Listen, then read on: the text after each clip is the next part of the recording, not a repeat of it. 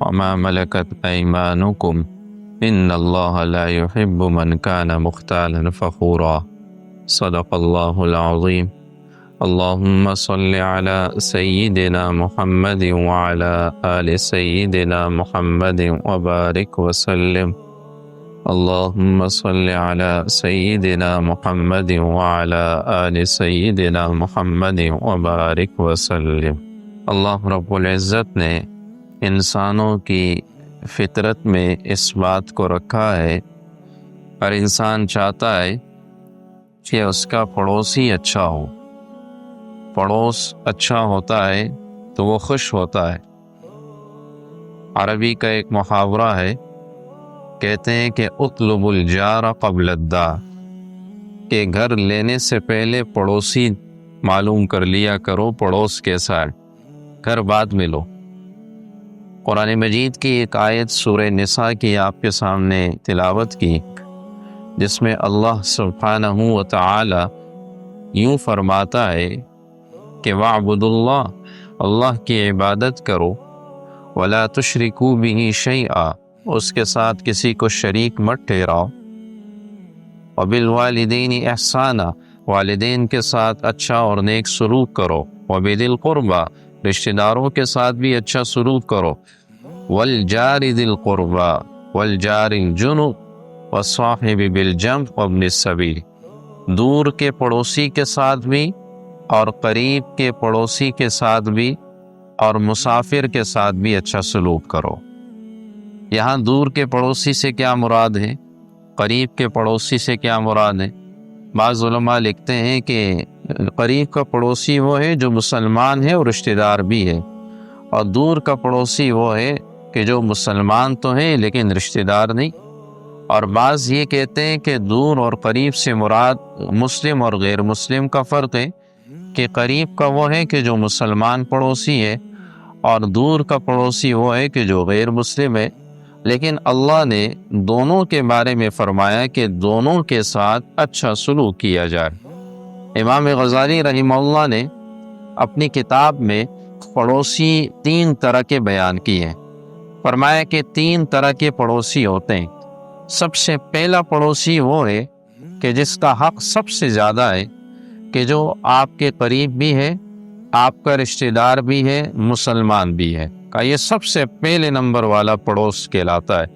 دوسرے نمبر والا وہ ہے کہ جو آپ کا پڑوس تو ہے لیکن رشتہ دار نہیں ہے، مسلمان ہے۔ تیسرے نمبر والا پڑوس وہ ہے جو آپ کے قریب رہتا ہے لیکن وہ مسلمان بھی نہیں اور ظاہر رشتہ دار بھی نہیں۔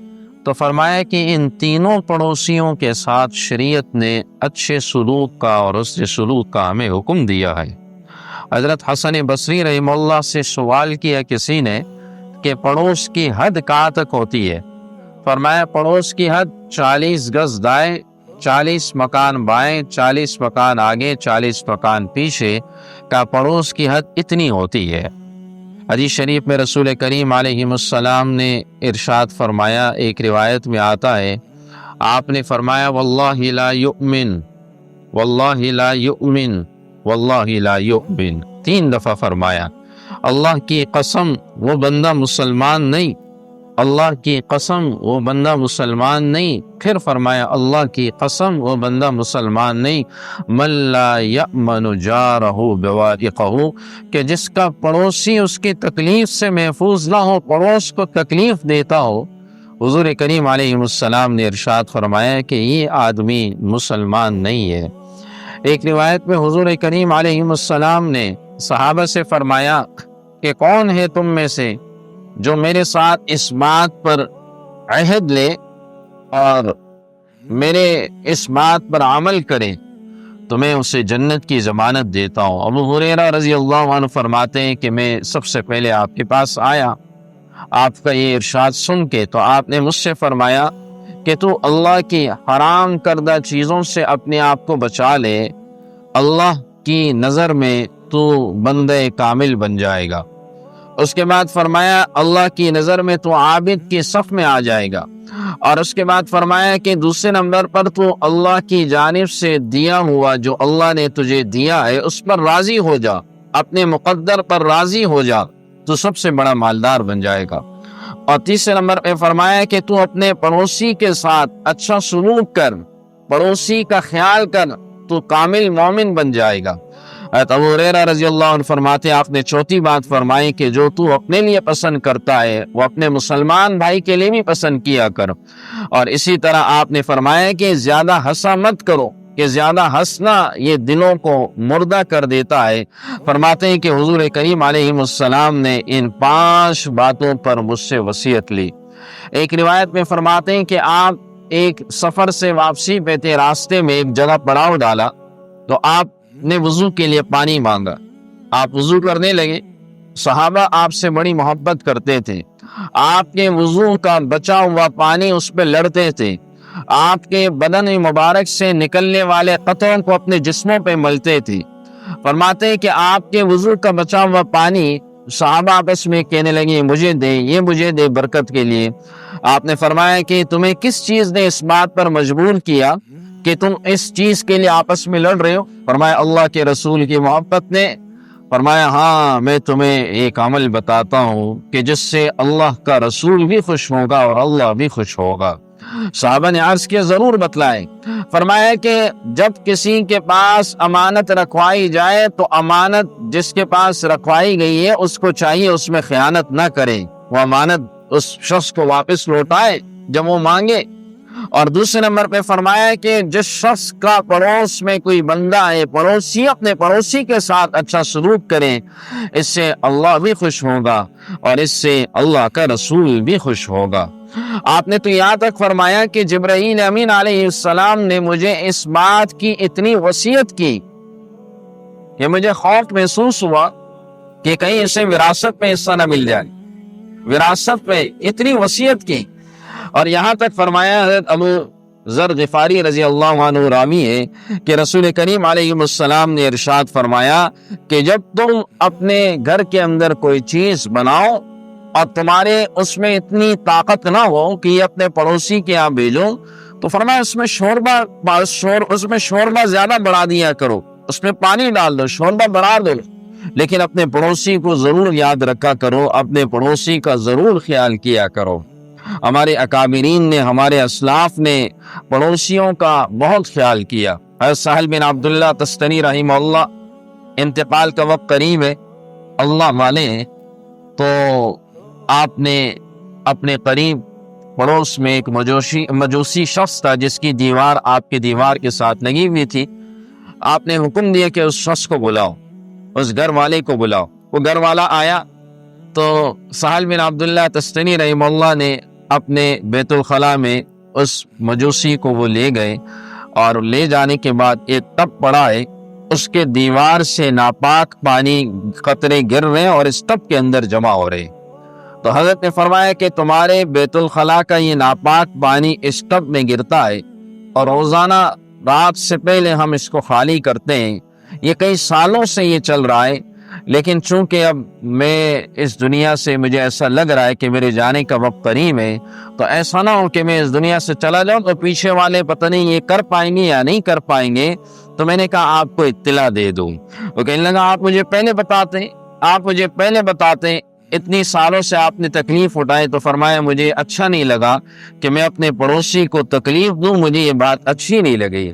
آپ کے پاس ایک عورت کے بارے میں قصہ آیا اور کہا گیا کہ ایک عورت ہے، نمازی گزار ہے، روزے بھی رکھتی ہے اور بہت نیک ہے، لیکن پڑوسی کو تکلیف پہنچاتی ہے۔ آپ نے فرمایا جہنم میں جائے گی۔ ایک اور عورت کا ذکر آیا کچھ عرصے بعد، ایک عورت ہے، عبادت گزار اتنی نہیں ہے لیکن پڑوسیوں کے ساتھ بڑا اچھا سلوک ہے۔ رسول کریم علیہ السلام نے ارشاد فرمایا یہ جنت کے اندر یہ عورت جائے گی کہ جس نے اپنے پڑوسیوں کے ساتھ اچھا سلوک رکھا۔ ایک کتاب میں تاریخ بغداد میں ایک واقعہ ہے کہ ابو دلف رحمہ اللہ ایک بڑے اللہ والے گزرے ہیں اور ان کے پڑوس میں ایک شخص رہا کرتا تھا۔ حضرت ابو دلف رحمہ اللہ بغداد کے اندر تھے اور پڑوس کے اندر یہ شخص رہا کرتا تھا، تو ابو دلف رحمہ اللہ کے پڑوس میں جو شخص تھا اسے اپنا مکان بیچنے کا وقت آیا۔ اس کی حالت ایسی ہو گئی کہ مکان بیچنا اس کے لیے مجبوری بن گئی۔ تو جب اس نے اپنے مکان کی قیمت لگائی تو 2000 دینار لگائے، اس کی قیمت جو اس وقت تھی وہ 500 دینار تھی۔ تو کسی نے کہا کہ آپ 2000 دینار 1500 دینار زیادہ کیوں مانگ رہے ہیں؟ وہ کہنے لگا کہ میرے پڑوس میں ابو دلف رحمہ اللہ رہتے ہیں، میں 1500 ان کے پڑوس کی قیمت مانگ رہا ہوں۔ تو حضرت ابو دلف رحمہ اللہ کو پتہ چلا تو آپ نے اسے بلایا اور کہا کہ تمہارے قرضے کی قیمت ہم ادا کرتے ہیں، تم اپنا مکان مت بیچو۔ یعنی ایک وقت ایسا تھا کہ مسلمانوں کے پڑوس کی قیمتیں ہوا کرتی تھی۔ حضرت مولانا مفتی شفیع رحمہ اللہ نے واقعہ لکھا اپنے استاد میاں اصغر حسین رحمہ اللہ، کہنے لگے کہ میں اپنے استاد سے ملنے گیا اور میرے استاد ایک تجارت بھی کرتے تھے اور کتابوں کی اپنی تجارت، اپنی دکان تھی، اللہ نے ان کو وسائل دیے ہوئے تھے۔ تو اتنے میں بارش ہوئی اور بارش کا پانی جو ہے وہ ان کے گھر کے اندر ٹپکنے لگا اور کچا مکان تھا۔ تو میں نے اپنے استاد سے کہا کہ ہر سال آپ اس کی 1-2 دفعہ مرمت کرتے ہیں، ہر سال آپ اس کو بناتے ہیں، تو آپ پکا کیوں نہیں کرواتے؟ تو کہنے لگے میرے استاد نے کہا ہاں یہ بڑی اچھی بات کی، اور آج تک مفتی میاں شفیع ہم یہ بات نہ سمجھ سکے، کہا بار بار یہ بات دہراتے رہے۔ تو کہنے لگے مجھے خیال ہے کہ استاد جو ہے وہ میری بات ان کو بری لگی، تو میں نے کہا استاد جی میں معذرت کرتا ہوں، مجھے تو آپ کی تکلیف کی وجہ سے کہہ رہا ہوں۔ کہا میاں شفیع ادھر آؤ، اور گھر کے دروازے کے باہر مجھے لے گئے اور پورے گلی کی مجھے گھر دکھایا اور کہا اس گلی میں کسی کا پکا گھر ہے بتاؤ؟ میں نے کہا نہیں ہے۔ کہا میں ان پڑوسیوں کی وجہ سے اپنا گھر پکا نہیں بناتا کہ کہیں ایسا نہ ہو یہ اپنے آپ کو کم سمجھنے لگ جائے، اللہ نے وسائل دیے لیکن میں ان پڑوسیوں کا خیال کرتا ہوں، اور ان کے خیال کی وجہ سے جو ہے وہ میں پکا گھر نہیں بناتا۔ یہ حضرات اتنا اپنا پڑوس کا خیال رکھا کرتے تھے۔ اسی طرح کتاب میں ایک شخص کا ذکر ہے ابو حمزہ رحمہ اللہ، یہ بڑے نیک گزرے ہیں اور یہ محدثین میں سے گزرے، اور ان کا لقب تھا سکری۔ سکری یہ شکر آپ میٹھے کو کہتے ہیں، اور ان کی باتوں میں ایسا مٹھاس تھا کہ سامنے والے کو نشہ آ جاتا تھا، یعنی اتنی خوبصورت باتیں کیا کرتے تھے۔ تو حضرت ابو حمزہ سکری رحمہ اللہ اپنا مکان بیچنے لگے اور کسی سے بات طے ہو گئی، کسی اور علاقے کی طرف جانے لگے، تو کہا جاتا ہے کہ ان کے پڑوس میں لوگوں کو پتہ چلنے کے بعد انہوں نے آپس میں پیسے جمع کیے اور حضرت سے کہا یہ پیسے آپ ایسے ہی رکھ لیں، آپ اپنی ضرورت پوری کر لیں آپ کے مکان کی جتنی رقم ہے، لیکن آپ ہمارا محلہ چھوڑ کے نہ جائیں، کہ آپ کی وجہ سے ہمارے محلے میں رونق ہے، آپ کی وجہ سے ہمیں راحتیں ملتی ہے۔ ایسے لوگ گزرے اس دنیا میں۔ اسی طرح کتاب میں ایک شخص گزرا ہے کہ ایک بڑا اللہ والا احمد بن سقاف رحمہ اللہ، انہوں نے حج کے لیے پیسے جمع کیے اور حج کے سفر کے ارادے سے نکلنے لگے، تو اپنے بچے کو پڑوس کے گھر بھیجا کسی کام کے لیے۔ وہ بچہ گیا اور جانے کے بعد وہاں کے لوگوں کو دیکھا کہ گھر والے دسترخوان پہ بیٹھے اور روٹیاں اور گوشت کھا رہے، تو بچہ جب کسی کام سے گیا وہ جو بھی پیغام تھا وہ واپس آئے تو رونے لگا۔ تو والد نے پوچھا کیوں رو رہے ہو؟ کئی کیسے لوگ ہیں کہ مجھے پوچھا تک نہیں کہ کھانا موجود تھا، گوشت بھی کھا رہے تھے، مجھے انہوں نے اتنا بھی نہیں کہا کہ آپ ہمارے ساتھ بیٹھ کے کھاؤ۔ تو حضرت نے کہا اچھا ایسے پڑوسی ہیں بے مروت؟ تو کہا آؤ میرے ساتھ چلتے ہیں۔ حضرت ان کے پاس گئے اور کہا یہ کون سا طریقہ ہے، ایک بچہ آپ کے پاس آیا اور آپ کھانا کھا رہے ہو، کھانا موجود ہے تو اس بچے کو اپنے ساتھ بٹھاتے ہیں، اسے کیوں نہیں بٹھایا؟ تو ان گھر والوں نے کہا کہ آج ہمارا راز جو ہے وہ فاش ہو گیا۔ کہا کیا راز تھا؟ کہا پچھلے 5 دنوں سے ہم نے کچھ نہیں کھایا اور ہم بڑے پریشان تھے، کھانے کے لیے یوں سمجھے کہ بھوکے ہم اس وقت جو ہے وہ تڑپ رہے تھے، تو میں نے اپنے بچے سے کہا جاؤ جنگل میں جو کچھ تمہیں ملے لے آؤ۔ تو کہا میرا بچہ گیا اور ایک مری ہوئی بکری اس نے دیکھی اور مری ہوئی بکری لائی، اور اس بکری جو مری ہوئی تھی اس کا ہی ہم گوشت کھا رہے تھے، تو ہمیں اچھا نہیں لگا کہ آپ کے بچے کو ہم مری ہوئی گوشت بکری کا گوشت کھلائے، ہمیں یہ بات اچھی نہیں لگی۔ تو حضرت احمد بن سقاف رحمہ اللہ اس موقع پر زار و قطار رونے لگے اور واپس آئے اور اپنے حج کے ارادے کو ملتوی کیا، اپنا ساری جمع پونجی اس پڑوس والوں کو دی۔ حضرت ذوالنون مصری رحمہ اللہ کا یہ دور تھا، وہ کہنے لگے کہ حضرت ذوالنون مصری رحمہ اللہ عرفات کے میدان میں حج کے لیے گئے اور جبل رحمت کے پاس کھڑے تھے یوم عرفہ والے دن، اور ایک غیب سے ندا آئی کہ اس سال ہم نے احمد بن سقاف رحمہ اللہ جنہوں نے حج کی نیت کی ہوئی تھی، ہم نے ان کے حج کی نیت کو قبول کر لیا ہے، اور انہی کی حج کی برکت سے ہم نے اس سال کے تمام حاجیوں کے حج کو قبول کر لیا۔ یہ وہ وقت تھا کہ جب اپنے پڑوس کا احترام، اپنے پڑوس کا خیال رکھا کرتے تھے۔ سعد بن ابی وقاص رحمہ اللہ فرمایا کرتے تھے کہ چند چیزیں بڑی بدبختی کی علامت ہے، کہتے تھے کہ اس میں بد اخلاق بیوی کا ہونا، تن سواری کا ہونا، اور برے پڑوسی کا ہونا، کہتے تھے یہ انسان کی بڑی بدبختی کہلاتی ہے۔ اور اسی طرح جو ہے وہ کہا کرتے تھے کہ تنگ مکان کا ہونا، کہتے تھے یہ چند چیزیں جو ہے وہ بہت زیادہ جو ہے یہ بد اخلاقی بدبختی کی علامت کہلاتی ہے۔ اس لیے مسلمانوں کو حکم ہے کہ اپنے پڑوس کا خیال رکھیں، پڑوسی چاہے مسلمان ہو، پڑوسی چاہے غیر مسلم ہو، ان کا احترام، ان کا خیال، یہ ہمیں ان کے ساتھ اس نے سلوک کا حکم دیا۔ بہت سارے ایسے کتابوں میں واقعات ہیں کہ پڑوس میں غیر مسلم تھے، لیکن مسلمانوں کے اخلاق اور رویے کی وجہ سے وہ مسلمان ہو گئے۔ آج مسلمانوں کے اخلاق اور رویے اور اس کے صفائی کا نہ ہونا، اور دوسروں کا احترام نہ کرنا، دوسروں کا خیال نہ کرنا، کسی کے گھر کے آگے گاڑی کھڑی کر دیتے ہیں، کسی کی جو ہے وہ جگہ کے آگے جو ہے وہ کہیں بھی کوئی چیز لگا لیتے ہیں، کسی کے گھر کے آگے کچرا پھینک دیتے ہیں۔ اس طرح کی چیزیں جو اب اس وقت دیکھنے میں آتی ہیں، ظاہر ہے اس سے غیر مسلم کہاں سے متاثر ہوگا، وہ تو اور زیادہ ہم سے بدظن ہوگا، وہ تو اور زیادہ ہم سے جو ہے وہ دور جائے گا کہ یہ اس طرح کے مسلمان ہیں، یہ کس طرح کے لوگ ہیں۔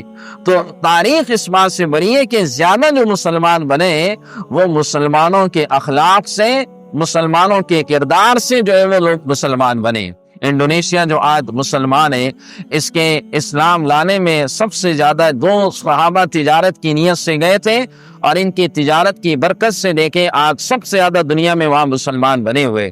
آج پوری دنیا کے اندر مسلمان تجارت کے لیے اور مزدوری کے لیے، ملازمت کے لیے گیا ہے، لیکن مجال ہے کہ وہ اپنا اثر ان پہ چھوڑے، بجائے وہ اپنا اثر چھوڑے وہ ان کا اثر فوراً قبول کر لیتے ہیں۔ ہونا تو یہ چاہیے مسلمان کہیں گیا تو اس کا ایک اثر کہیں پر جائے۔